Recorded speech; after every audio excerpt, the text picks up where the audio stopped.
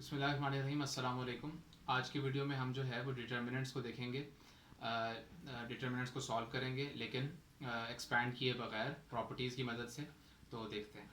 तो एक्सरसाइज 3.3 के question number 5 का पहला पार्ट मैंने लिखा है यहाँ पर। ये एक 3x3 का डिटर्मिनेंट है और इसको इक्वल टू 0 प्रूव करना है। तो लास्ट टाइम जो है वो एक प्रॉपर्टी मैंने आपको डिटर्मिनेंट्स की बताई थी कि कोई भी डिटर्मिनेंट जो है वो इक्वल टू 0 होता है अगर उसकी दो रोज या दो कॉलम्स जो हैं वो आइडेंटिकल हो जाए, मतलब सेम हो जाए। तो ये जो डिटर्मिनेंट है इसको इक्वल टू 0 प्रूव करना है। इसका मतलब ये है कि इसकी दो रोज या दो कॉलम्स को जो है वो सेम करना पड़ेगा। तो उसके लिए हम जो है वो अगर गौर करें तो इसके C1 और C2 को अगर हम ऐड कर दें तो हमारे पास जो है वो तीनों जो एंट्रीज हैं वो हमारे पास alpha plus beta plus gamma बनेगी। यानी alpha plus beta plus gamma, alpha plus beta plus gamma, alpha plus beta plus gamma. यानी C1 और C2 को अगर ऐड कर दिया जाए तो हमारे पास एक पूरी रो जो है वो अल्फा प्लस एक पूरा कॉलम जो है वो हमारे पास alpha plus beta plus gamma का आ जाएगा। तो हम जो है वो लिखते हैं, उसका हमें फ़ायदा ये होगा कि हम उस alpha plus beta plus gamma को कॉमन ले सकते हैं और कॉमन लेने के बाद हमारे पास जो है एक और कॉलम जनरेट हो जाएगा जिसमें सारी एंट्रीज 1 होंगी। तो हम यहाँ पे लिखते हैं C1 प्लस C2 और चेंज हमारे पास आ रहा है C1 में। तो यहाँ पर जो है हमारे पास क्योंकि C1 में चेंज आ रहा है तो C2 और C3 जो है वो हमारे पास चेंज नहीं होंगे।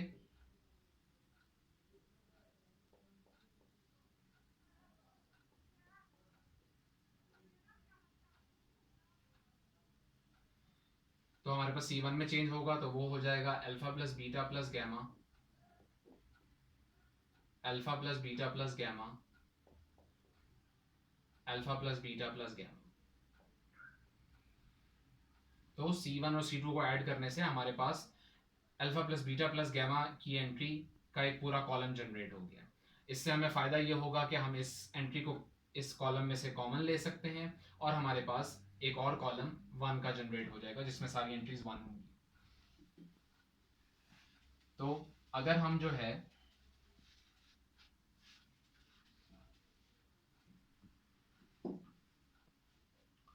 इसमें से taking alpha plus beta plus gamma हम कॉमन ले लेते हैं। Taking alpha plus beta plus gamma common from C1, पहले कॉलम में से हम alpha plus beta plus gamma common ले लेते हैं। तो हमारे पास यहाँ पर आ जाएगा alpha plus beta plus gamma और डिटर्मिनेंट में हमारे पास रह जाएगा 1 1 1 beta plus gamma, gamma plus alpha, alpha plus beta और लास्ट हमारे पास कॉलम ऑलरेडी 1 1 और 1 है। तो हम यहाँ पे देख सकते हैं कि हमारे पास एक डिटर्मिनेंट है 3x3 का जिसके दोनों दो कॉलम्स जो हैं फर्स्ट और लास्ट कॉलम यानी C1 और C3 ये दोनों हमारे पास आइडेंटिकल हैं। तो इसका मतलब ये है कि डिटर्मिनेंट इक्वल टू 0 हो जाएगा। तो हम लिखेंगे alpha plus beta plus gamma into 0। और ये हम क्यों लिख रहे हैं? क्योंकि C1 and C3 are identical, ये आइडेंटिकल है। तो हमारे पास आंसर जो है वो आ जाएगा 0, क्योंकि हमारे पास 0 से ये सारा कुछ मल्टीप्लाई हो रहा है तो हमारे पास 0 आ जाएगा। और यही हमने प्रूव करना था कि ये डिटर्मिनेंट इक्वल टू 0 है। अब हम इसका सेकंड पार्ट देखते हैं।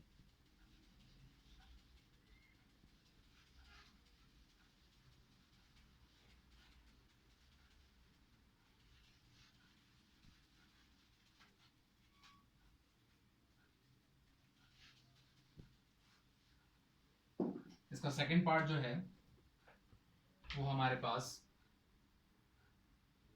कुछ यूं है कि 1 2 3x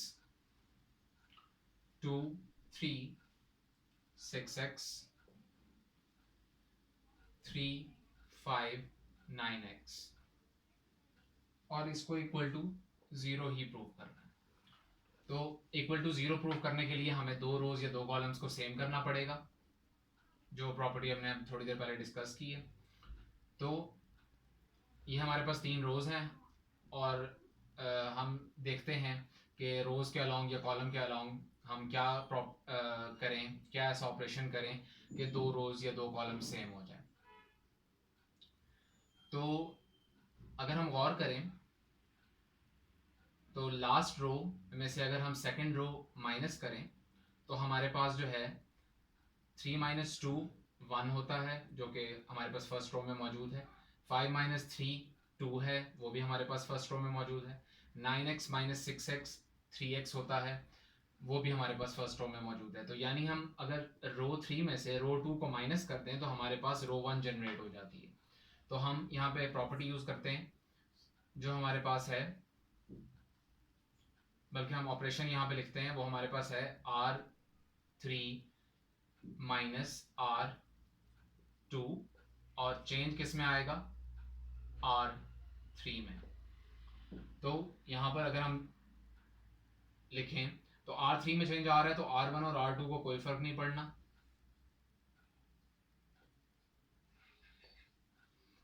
3 माइनस 2 हमारे पास 1, 5 minus 3 is 2, 9x minus 6x is 3x। तो हम यहाँ पे देख सकते हैं कि फर्स्ट रो और लास्ट रो हमारे पास जो है वो सेम हो चुके हैं, तो ये डिटर्मिनेंट इक्वल टू 0 होगा। और रीज़न वही है कि 2 रोज हमारे पास R1 and R3 are identical, ये हमारे पास आइडेंटिकल हो चुके हैं।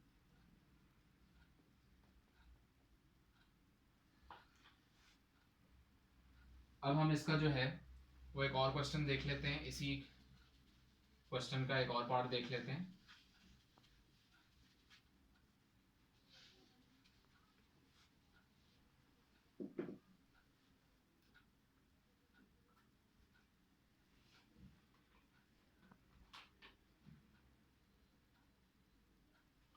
सिक्स पार्ट इसका हम देखते हैं, वो हमारे पास है mn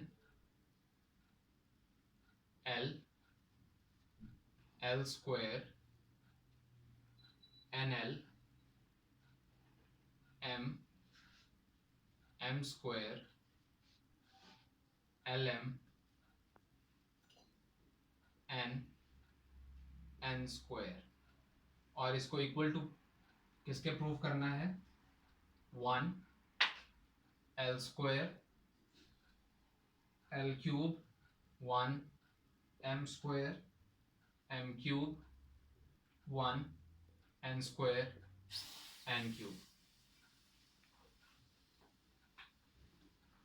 तो ये हमारे पास जो है वो लेफ्ट हैंड साइड और राइट हैंड साइड हमें गिवन है, और किसी एक को पिक करके हमने दूसरी के इक्वल प्रूव करना है। तो अगर हम लेफ्ट साइड पिक कर लें तो हमारे पास, अगर हम गौर करें लेफ्ट हैंड साइड में, तो लेफ्ट हैंड साइड का जो फर्स्ट कॉलम है उसमें जो है, बल्कि फर्स्ट कॉलम को नहीं, अगर हम जो है वो फर्स्ट रो को देख लें तो फर्स्ट रो जो है उसके अगर सेकंड एलिमेंट को देखें तो वो l है, और राइट हैंड साइड पे वो l स्क्वायर है। इसके अगले एलिमेंट को देखें इस रो के तो वो l स्क्वायर है, और राइट हैंड साइड पे देखें तो वो l क्यूब है। यानी लेफ्ट हैंड साइड को राइट हैंड साइड बनाने के लिए हमारे पास फर्स्ट रो को अगर हम l से मल्टीप्लाई कर दें तो हमारे पास राइट हैंड साइड जनरेट हो जाती है। यानी l को l से मल्टीप्लाई करें तो l स्क्वायर को l से मल्टीप्लाई करें तो l क्यूब, और यहाँ पर हमें 1 चाहिए तो वो 1 हम कैसे जनरेट कर सकते हैं, यहाँ पर हम l से मल्टीप्लाई करेंगे तो lmn जनरेट हो जाएगा। इसी तरह अगर हम सेकंड रो में गौर करें तो उसमें जो है m से मल्टीप्लाई करके लेफ्ट हैंड साइड को राइट हैंड साइड जनरेट हो सकती है, और यहाँ पे lmn भी आ सकता है। इसी तरह थर्ड में हम n से मल्टीप्लाई करें तो हमारे पास बाकी 2 एलिमेंट भी जनरेट होते हैं, और फर्स्ट एलिमेंट जो है lmn भी जनरेट होता है। जब तीनों रोज में फर्स्ट जो एलिमेंट है वो lmn होगा तो हमारे पास उसको कॉमन लेने से हमारे पास 1 जनरेट हो जाएगा। और बाकी तो मैं आपको बता ही चुका हूँ कि फर्स्ट रो को l से, सेकंड रो को m से, और थर्ड रो को n से मल्टीप्लाई करने से हमारे पास बाकी 2 एलिमेंट्स जनरेट हो ही जाते हैं। तो हम लेफ्ट हैंड साइड ले लेते हैं। लेफ्ट हैंड साइड हमारे पास है mn L, L square, NL, M, M square, LM, N, N square। तो हम जो है वो फर्स्ट रो को हमने मल्टीप्लाई करना है L से, सेकंड रो को हमने मल्टीप्लाई करना है M से, और थर्ड रो को हमने मल्टीप्लाई करना है N से। तो हम इस तरह लिखेंगे कि L टाइम्स रो 1, और चेंज किस में आएगा, रो 1 में, N टाइम्स रो 2, और चेंज किस में आएगा, रो 2 में, और बल्कि नहीं, रो 2 को हमने M से मल्टीप्लाई करना है, और N टाइम्स रो 3, चेंज किस में आएगा, रो 3 में। तो फर्स्ट रो को L से मल्टीप्लाई करना है, सेकंड रो को M से, और थर्ड रो को N से। तो जो रिजल्टेंट डिटर्मिनेंट है वो मैं यहां पे लिखता हूं, वो हो जाएगा LMN, और क्योंकि हम इस डिटर्मिनेंट को L, M और N से मल्टीप्लाई कर रहे हैं, इसलिए हमें बाहर जो है वो इस डिटर्मिनेंट के LMN से डिवाइड भी करना पड़ेगा इसको बैलेंस आउट करने के लिए। तो हमने LMN से मल्टीप्लाई किया है, तो हमें 1/LMN बाहर लिखना पड़ेगा डिवीजन की फॉर्म में, क्योंकि हमें बैलेंस आउट भी करना है मल्टीप्लिकेशन को, तो इसलिए हम LMN से इस डिटर्मिनेंट को डिवाइड भी कर रहे हैं, तो हमने बाहर 1/LMN भी लिख दिया। तो LMN, L हमारे पास L square, L cube, LMN,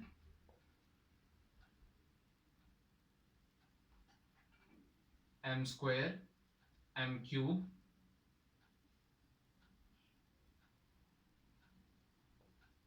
LMN, N square, N cube. ये हमारे पास चीज आ गई, और अब हम इसको फर्दर देखते हैं। तो इसको अगर हम यहां पर लिखें तो फर्स्ट, क्योंकि फर्स्ट कॉलम हमारे पास क्या है, 1 1 उसकी एंट्रीज हैं, तो LMN को अगर हम कॉमन ले लें, टेकिंग LMN कॉमन,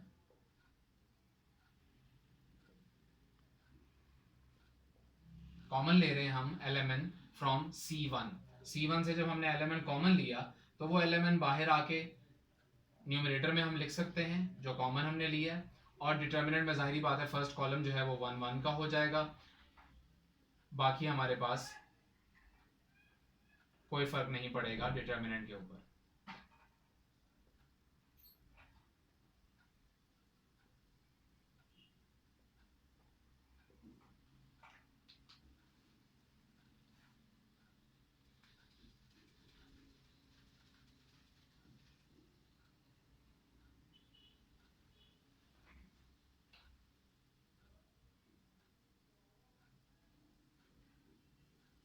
तो ये हमारे पास जो है LMN और LMN जो है वो हमारे पास कैंसिल हो जाएंगे, तो हमारे पास जो रिजल्टेंट डिटर्मिनेंट है वो हमारी राइट हैंड साइड है, 1 1 1, L square, M square, N square, L cube, M cube, N cube, और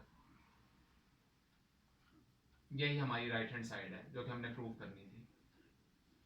तो आज की वीडियो में हम इतना ही